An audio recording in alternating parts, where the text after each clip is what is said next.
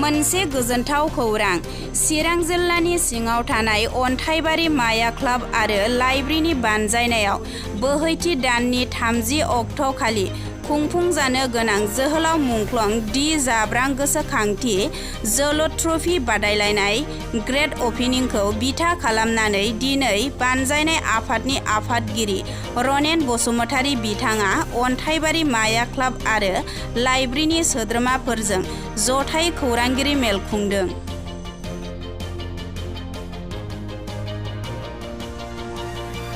दानिया फै खौरांनि गेजेरजों मा फोरमायखो जों मोनथिनानै लानि। गिबिसिनथाराव अन्थाइबारि माया क्लाब एन्ड लाइब्रेरिनि जानानै बयनिसिमबो गोसो गोरबोनिफ्राय गोजोननायखौ बयनिबो जासिबाय, बयबो गोजोनथों। जोङो 30 अक्ट'बरनिफ्राय फैगौ बे दाननिनो 30 अक्ट'बरनिफ्राय बिर जोहोलाव मुंख्लं डि जाब्रांनि मुङाव फुटबल टुर्नामेन्टखौ होनो थांगासिनो दङ आरो बेयो सिजन 2 जागोन। बेयो नैथि खेबनि थाखाय जोङो अन्थाइबारि माया क्लाब एन्ड लाइब्रेरिया होनो थांगासिनो दङ आरो बेयाव गोबां गुबुन गुबुन दाब दाब जायगानिफ्राय जोलुर जोनाय बादायारि हान्जाफ्रा बाहागो लाफैगोन आरो बे बादायलायनाय हान्जानि जागायजेननाया 30 अक्ट'बरनि 1 रिंगानिफ्राय आराम्भ जागायजेननाय जागोन आरो बे जागायजेननाय हाबाफारियाव बेखेवगिरि महरै आलासि जों लिंहरदों। बे जाहैबाय जोंनि बिटिआरनिनो स्पर्ट्सनि EM मानगोनां दावबायसा बर' बिथां आरो बिथांजों लोगोसे फैगोन माननि आलासि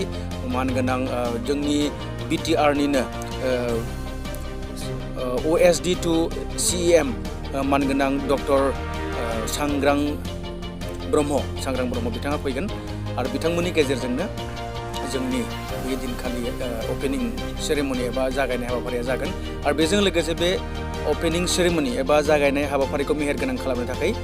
जोंनि गेजेराव गोबां रिंगुदामसाफोर दङ। बर' सिनेमा जगतनिफ्राय आरो बेजों लोगोसे हारिमु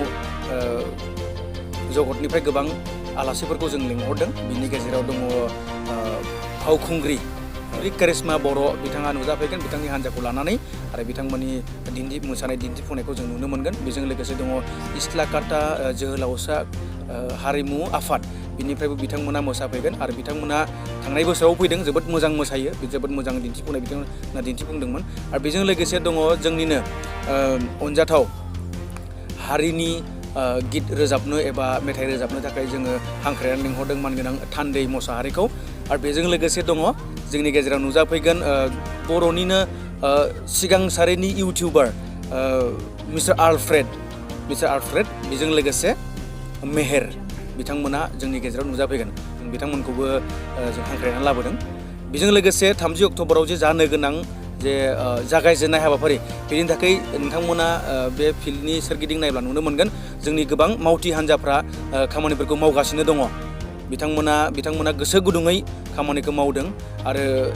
टाइमनि गेजेरावनो फोजोबनो थाखाय नाजादों आरो बे प्रिपारेसनाव बिथांमोननि मावनायनि गेजेरजोंनो जोङो अन्थाइबारि माया क्लाब एन्ड लाइब्रेरिया जोबोद थुलुंगाखांनाय मोनदों आरो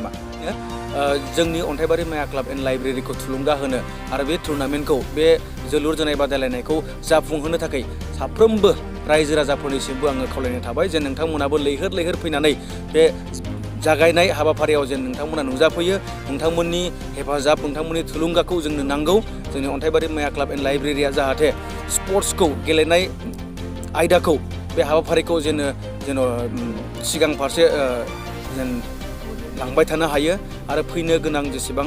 इयुन जोलैफोर दङ बे इयुन जोलैफोरनो जेन जाहाथे जोङो बे स्पर्ट्सखौ जोङो बिदिन्थि महरै दिन्थिलांनो हायो आरो बिनि गेजेरजोंनो जोंनि साखाथि फाखाथियाव थानाय जेसेबां जोहोलाव सिख्लाफोर दं बिथांमोना स्पर्ट्सनि फारसे जेन आकृष्ट जायो, जेन बे स्पर्ट्सआ जोहोलाव सिख्लाफोरखौ गोसो बोहोनो हायो आरो बिनि गेजेरजों बिथांमोना जेन केरियारखौबो दालांनो हायो, गोग्गो देहा जेन बिनि गेजेरजों मोनलांनो हायो। बेखौनो जोङो बयनिसिमबो खावलायनो सानदों आरो जे नोंथांमोना लैहोर फैनानै बे अपेनिं सेरेमनियाव जेन लोगो लाफैयो आरो जोंनि अन्थाइबारि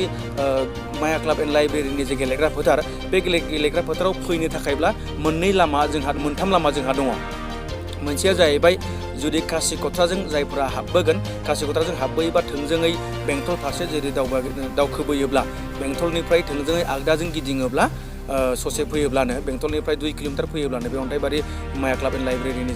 जानो गोनां जे फुटबल टुर्नामेन्ट बिनि बे जायगा थावनिखौ मोनफैगोन बे गेलेग्रा फोथारखौ मोनफैगोन बेजों लोगोसे बेंटल गेटजोंबो हाबबोनो हायो बेंटल गेटजों हाबबोग्राफोरा थोंजोङै बेंटल गेटजों हाबबोनानै हाथिखटा जानानै फैयोब्ला दमगावआव लोगो लाफैनो हागोन आरो बे दोंसे लामायानो जोंनि गेजेराव बाहाय बे फिल्डआव लाबोगोन आरो बेजों लोगोसे काजलगावजों फैयोब्लाबो थोंजोङै काजलगावनिफ्राय बेंटल थांनाय जे लामा थोंजोङै फैयोब्ला बेंटल मोननायनि 2 किल'मिटार सिगाङावनो जोंनि बे गेलेग्रा फोथारखौ मोननो हागोन आरो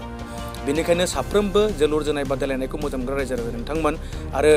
स्पर्ट्सखौ मोजां मोनग्रा रायजो राजा नोंथांमोनखौ आङो गुरैयै अन्थाइबारि माया क्लाब एन्ड लाइब्रेरिनि जानानै खावलायहरबाय नोंथांमोना लैहोर फैनानै जोंनि बे हाबाफारियाव जेन लोगो लाफैयो आरो बर'नि बिर जोहोलाव मुंख्लं दि जाब्रां फुटबल टुर्नामेन्ट सिजन 2खौ जेन जाफुंसार खालामफैयो बेनि थाखाय आङो खावलायहरनाय जाबाय बेजों लोगोसे जोंहा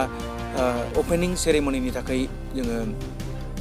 टिकेटनि बेबस्था खालामनाय जादों चेयाराव जिरायग्रानि थाखाय गुबुन बेसेन आरो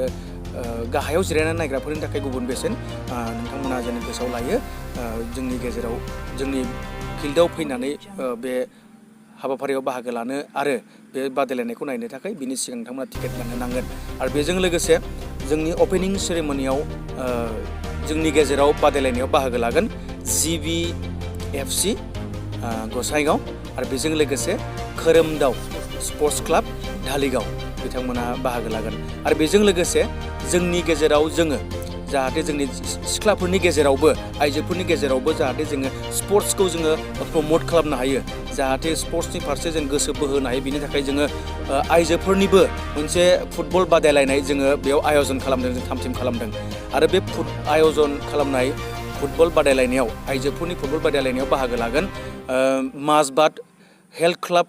वमेन फुटबल टीम बेजों लोगोसे क'क्राझार साइ वमेन फुटबल टीम बिथांमोना बे बादायलायनायाव बाहागो लागोन आरो बेखौ जोङो 15 तारिख एबा 15 अक्ट'बराव जोङो 15 नभेम्बराव जोङो बेखौ